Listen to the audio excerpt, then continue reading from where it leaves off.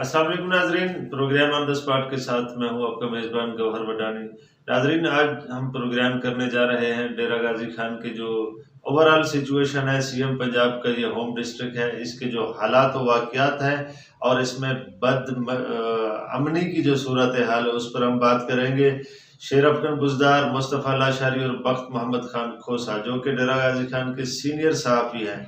आज हम बात करेंगे डेरा गाजी खान की सहाफ़त पे और ये जो सहाफ़त को पाबंद करने की जो कोशिश की जा रही है सीएम पंजाब साहब, जो कंट्रोल मीडिया चाहते हैं। पहले दिन से सीएम साहब चूँकि ये मीडिया को फेस तो कर नहीं सकते हैं, मगर ये साथ साथ ये भी चाहते हैं कि हर खबर पर इनकी राय ली जाए, इसकी मर्जी हो तो वो खबर चले वरना वो खबर ना चले। जी नाज़रीन, शेर अफगन बुज़दार की बात करेंगे तो शेर अफगन बुज़दार का यही कसूर था, क्योंकि शेर अफगन बुज़दार आज़ाद कलम के साथ लिखने का आदी है। सारी पब्लिक जानती है, पूरा डेरा गाजी खान जानता है कि इंतज़ामिया के खिलाफ या इंतज़ामिया के जो करतूत हैं, काले करतूत को एक्सपोज करने वाला ग्रुप यही ग्रुप है। चंद सहाफ़ी शेर अफगन बुज़दार जैसे इनके साथ हैं, बख्त मोहम्मद खान खोसा, मुस्तफ़ा लाशारी, दीगर कुछ दोस्त हैं जो कि हमेशा इनके खिलाफ लिखते आए हैं और हक़ाइक़ पर लिखते हैं। शेर अफगन बुज़दार ने अगर बात की पुलिस मुकाबलों की, जेली पुलिस मुकाबलों की, तो उस पर जब आईजी पंजाब ने नोटिस लिया, इंक्वायरी स्टार्ट की गई, तो उसका रिजल्ट क्या आया? शेर अफगन बुज़दार, बख्त खोसा और दीगर जो सहाफ़ी थे, कलमकार थे, उनके मौक़िफ़ की तायद हुई है इस बात पे।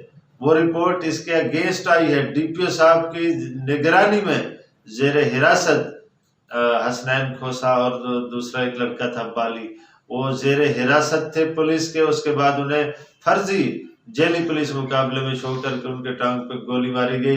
इसी बात की रिपोर्टिंग पे, इसी वजह से शेर अफगन का कसूर यही है। इस वजह से लिखने वाले हाथों को हथकड़ियों में जकड़ दिया गया ताकि ये आगे लिख न सके। शेर अफगन का बुज़दार का ये कसूर था। ये सिर्फ मैं नहीं जानता, आपको भी मैं ये चीज़ दिखाता हूँ। शेर अफगन बुज़दार का एक कसूर ये था, ये सुनिए उसकी ज़बान।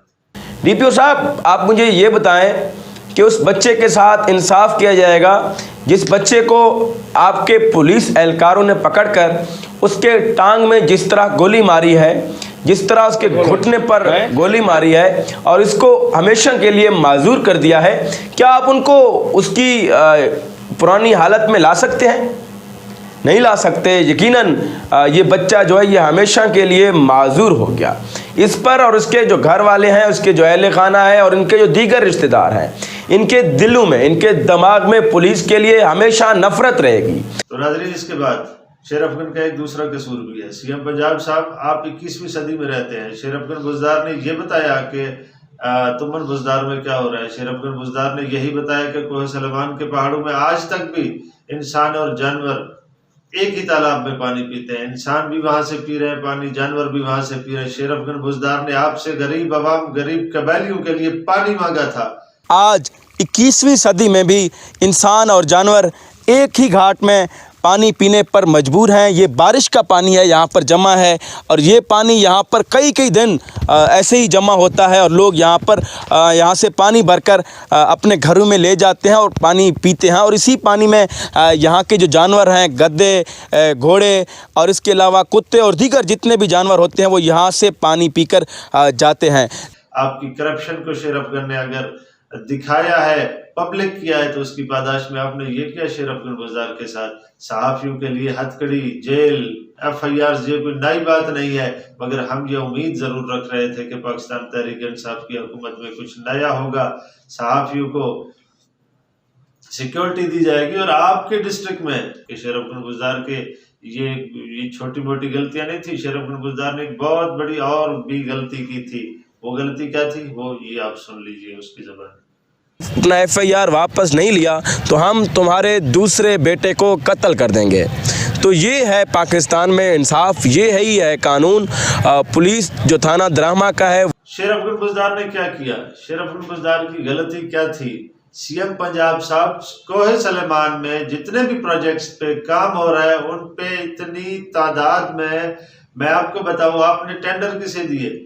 ठेकेदार आपके क्या लगते हैं, कौन है, ये आपको किक बैक देते हैं। शरफगन बुज़दार की यही कसूर था कि शरफगन बुज़दार ने आपको कहा कि सीएम साहब इस बात का नोटिस लें, आपकी रिप्यूट खराब हो रही है। लोग ये कह रहे हैं कि इसका किक बैक सीएम साहब को जाता है, सीएम के भाई इसकी निगरानी करते हैं, सीएम के भाई के कहने से ही इन ठेकेदारों को ये टेंडर मिलते हैं, प्रोजेक्ट्स मिलते हैं। जब वहां पर काम किया जा रहा होता तो शरफगन बुज़दार ने क्या किया, जो नाकिस मटेरियल इस्तेमाल हो रहा था शरफगन बुज़दार ने वो एक्सपोज किया। नाजरीन, सीएम पंजाब साहब तो बेहतर जानते हैं, आप भी देखिए कि शरफगन बुज़दार का एक कसूर यह भी था कि कोई सुलेमान में होने वाली करप्शन को, जो वहां पे रोड्स बन रहे थे, तरक्याती काम हो रहे थे, शरफगन बुज़दार ने उनको एक्सपोज किया। किस तरह से एक्सपोज किया, ये आप भी सुनिए। ये यहाँ पे ये काम हो रहा है, पता नहीं यहाँ पे किस मुख्तारे ने कितना कमीशन खाया है, मुझे ये भी नहीं पता।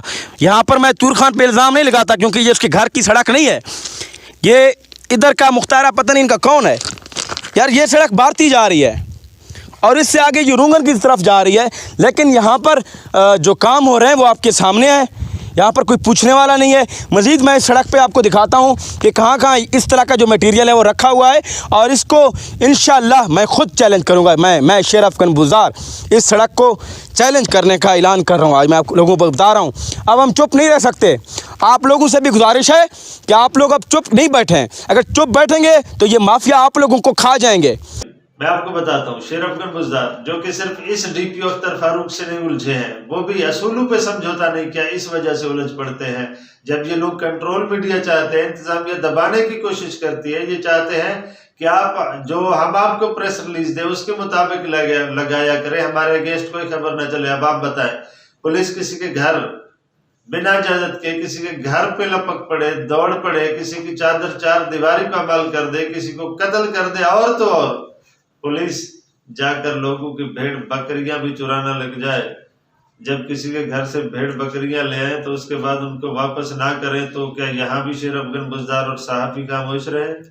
डीपीओ अख्तर फारूक साहब, आपसे पहले भी मशहूर जमाना एक डीआईजी साहब आए थे, उमर शेख साहब, आप शरफगन ने उसके सामने भी कंप्रोमाइज नहीं किया, उसकी बात भी शरफगन ने झुटला दी। जब रिश्वत की बात हुई तो शरफगन ने वो बात करी है, शरफगन ने उसके सामने वो बात की है कि आपकी पुलिस रिश्वत ले रही है।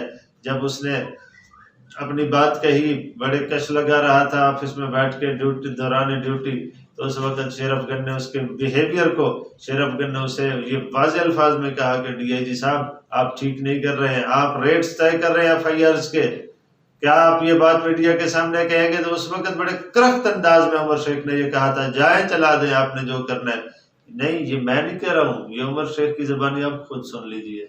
एफआईआर झूठी है, ई वास्ते खुदा आधार करते हैं, झूठे व पर्चे वाले दिखाई देने में 452-480 का पर्चा हो गया, इन्हें तो कम से कम 20-25 गुजार गिनना चाहिए, रेडियो सस्ता छुट्टी ऐसे इस खबर आप चलाए नहीं, फांसी लगवा देंगे, चलाए फुटेज, मैं यहाँ बैठे जो कर रहा हूँ मुझे पता है।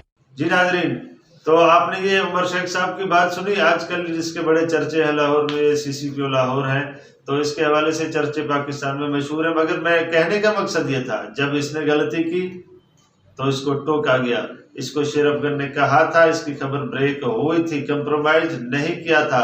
शरफगन किस लिए गए थे उसके पास? एक मजलूम के लिए गए थे, एक मजलूम जिससे एक एफआईआर के पैसे लिए गए थे।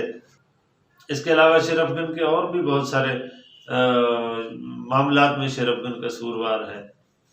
शरफगन का एक कसूर ये भी है, डेरा गाजी खान में अजीबोगरीब पुलिस मुकाबले होते हैं, आए रोज जेली पुलिस मुकाबले, लोगों को पकड़ पकड़ कर उन पर गोलियां मारी जाती है उन्हें।